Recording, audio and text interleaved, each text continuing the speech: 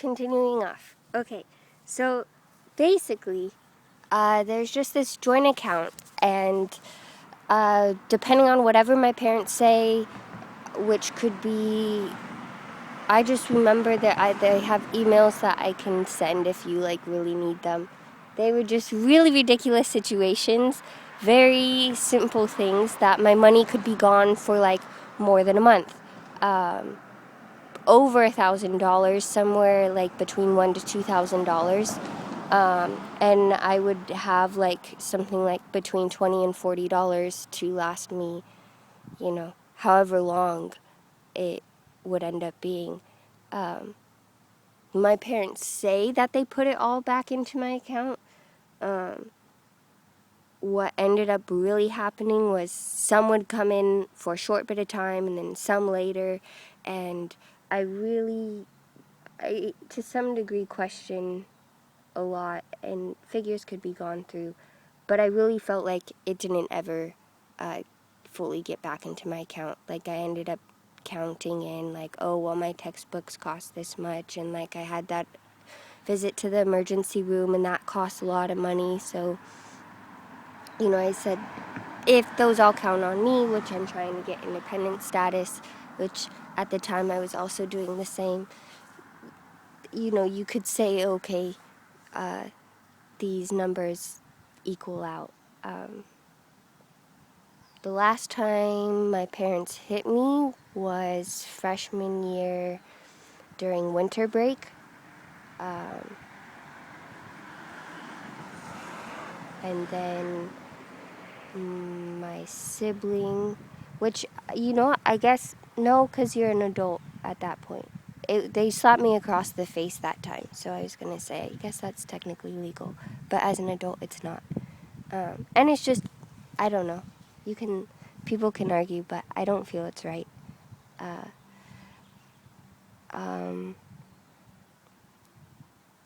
So a lot of that continued. My freshman year, I moved out of the dorms during the summer, and I stayed in Davis. And I just met tons of my friends. I met Brendan, I met Sarah, I met Justin and Johnny, and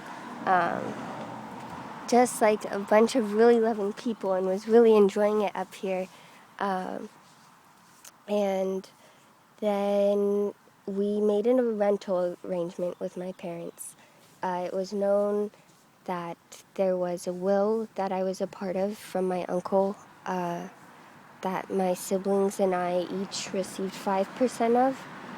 And because my housing was $600 for my room, my parents felt that was expensive, so we made the arrangement that it would be something like they would pay about $400 and I would pay the rest, but they would pay it up front, and then once the will had gone through, money would be subtracted from that.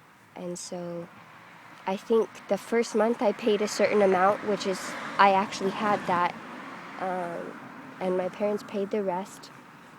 The second month, my parents did pay, and then the third month, the night before rent was due, my parents started asking for all this information, wanting more detail, things that I had already told them, like my grades and things like that, which I had already gotten yelled at once for, and I know specifically the night that it happened because my mom's best friend was there, and it was really not, my mom was really upset, but it had to happen. And so I'd already gotten yelled at about everything for once. Now they were saying that I hadn't told them and wanted to know again.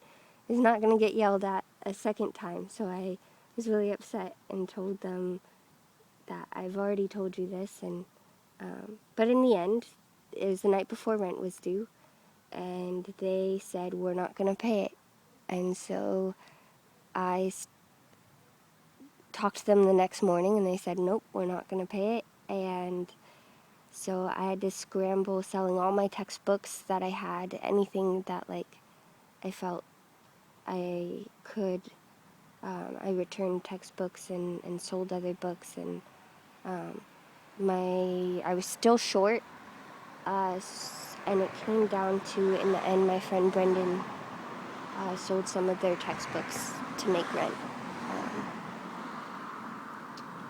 This is a lot of info. No need to know all this. Okay, but continuing on, so all of this happened. I passed my classes for the summer. I got an A and an A minus, which, my parents were happy about. But after classes ended, Brendan, Sarah, and I felt, maybe going back down and talking to my parents one more time in person, just to sort out the relationship, see if anything changes, talk about school next year. I should go down. So I did. I hopped on an Amtrak and called my parents and told them I was on my way. Brendan and Sarah were incredibly nice. Not only paid for my ticket down there, but then Sarah gave me about $75 and said, hold on to this. Don't buy your ticket now. Keep this so that if you ever need to leave and get out, you can. And so the plan was that I would leave Saturday and come back Thursday. When I got down there, my parents said, okay, we scheduled a doctor's appointment for Friday. It was either doctor's or orthodontist. I went to both. You're not leaving before then. They said, okay, well, that's understandable. I'll leave over the weekend. So I went to the appointment, and then it was like, no, you're not going to leave this weekend, or we may not pay for college. And so I stayed over the weekend. And then at some point, they said, no, we don't know if you're ever going to go back. And I said, I am going back. You cannot keep me here. I'm legally paying. I'm an adult, and I'm paying my own rent. I live there. That is where I live. I do not live here. You cannot keep me here. At which point, Wednesday night, I think it was, I did leave. Earlier that day, when Caitlin found out that I was leaving, I had told them and said, no, like, you don't have to take the bus. Like, I can come and pick you up. Like, I have a car. I'll come and pick you up at this time. So I told my parents that I was leaving. They said, of course, no, you're not. Caitlin came. I hopped in the car with my suitcase, and we were on our way. Then suddenly, my parents called Caitlin's parents, and Caitlin was leaving for college themselves that night to Montana. And suddenly, their parents were saying, Caitlin, if you don't bring Shannon back, we may not take you to college. So Caitlin, had to say that they were sorry and take me back home after seeing their lover. And then I tried to say multiple times that I would leave, and then finally on the Friday, I got my chance. And my parents went to the pool. My younger siblings were coming back from a track meet, cross-country thing. And I guess they all left. I had to go find something of Caitlin's to put in the mail. I think maybe that had happened earlier. But I had to quickly take Rascal, their dog, around the block since, their whole family was in Montana taking Caitlin to college. And so I had brought my little scooter, so we went as fast as we could. And then I scooted down back and grabbed my suitcase from my house, my parents' house, and hopped on the bus, and I left. And I got a whole bunch of calls that night, and I didn't answer any until I had made it back to Davis for quite some time.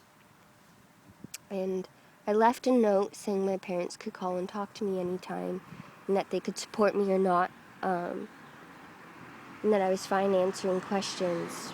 But when my parents did call again and I talked to them, they started saying, you know, just basically saying that I was insane, and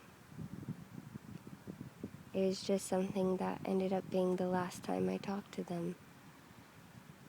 And just for about a year, over a year.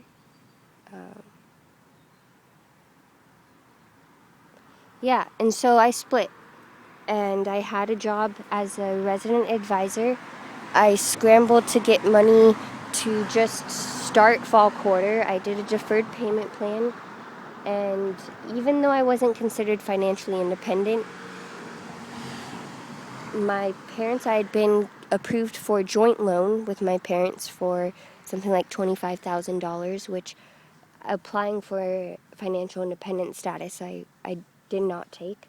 But I was approved for a small loan for myself of about $1,500, which was enough for it might have been a little bit more, I don't know, but it was enough to pay for my first installment and like a small portion of the next installment.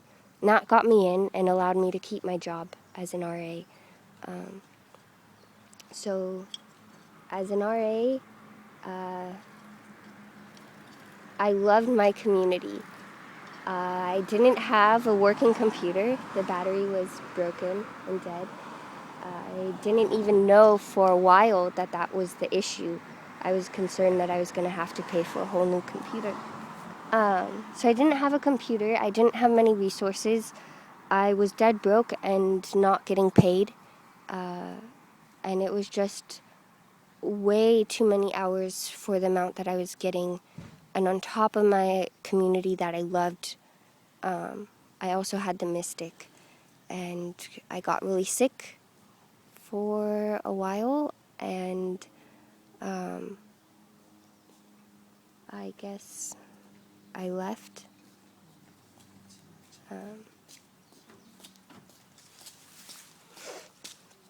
And I went, it all came crashing down one night, and I decided to quit. And I got medical accommodations, and I was pepper sprayed. And then I really got medical accommodations, and it was, if there was any chance of me continuing for the quarter, it kind of like went away. That right there.